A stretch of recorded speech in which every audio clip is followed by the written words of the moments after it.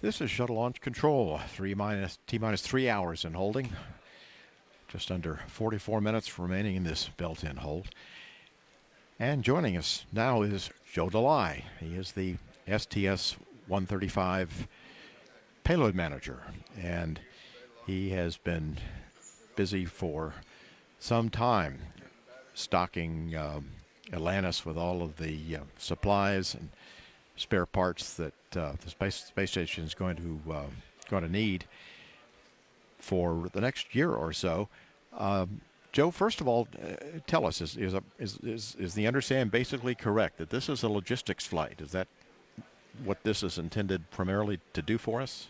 George, you're absolutely correct. One of the main objectives of this flight was to get ISS supplied again for about a year.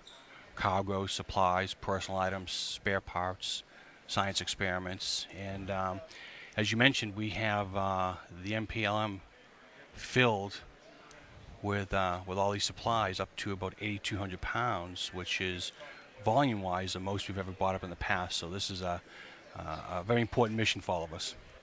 Well, Joe, we've got some video now of some of the activities we did to prepare the payload for the launch. So if we could go ahead and roll that tape, and Joe, if you could tell us what we're seeing. You bet.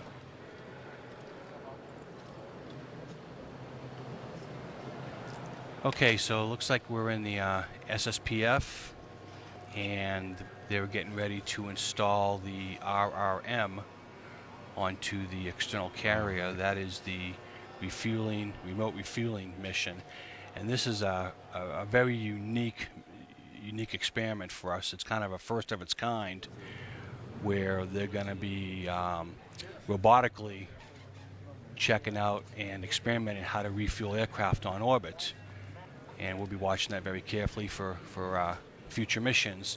And then what you're seeing here is you're seeing the racks that are being stowed with cargo, and they're being lifted and installed into the module. So total, we have 16 racks, and each rack holds various amounts of weight. We actually did some modifications to some of the racks down here that increase its weight by 200 pounds. This picture is we are getting ready to take our external carrier, which has the refueling experiment down below, and there's an adapter plate on top, so we can bring back the filled S1 pump so we can take a look at that. And it's going into the canister so we can get ready to go to the payload. The LMC that you're seeing, the external carrier, weighs about 2,906 pounds, and then when the module's done, you'll see that being lifted in.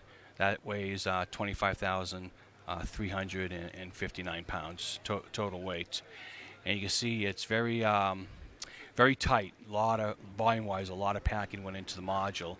And now we're getting the aft end cone secure, and then we'll be doing purges and leak checks, pressure checks in the module. And then here in a few minutes we'll be lifting that and putting that also into the canister. Most of this work happened around the April-May time frame.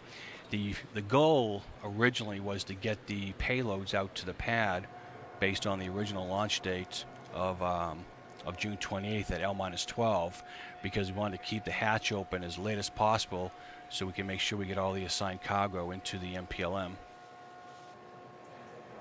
So we're lifting the MPLM. We'll do a weight and CG, and then that will be brought over to the canister.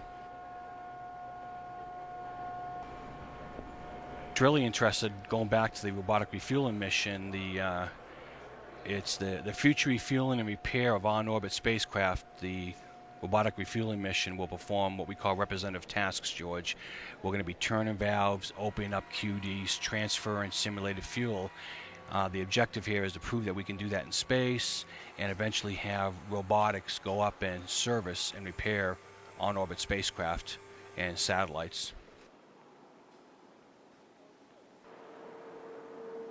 So we're in the canister, and we're at the canister rotation facility,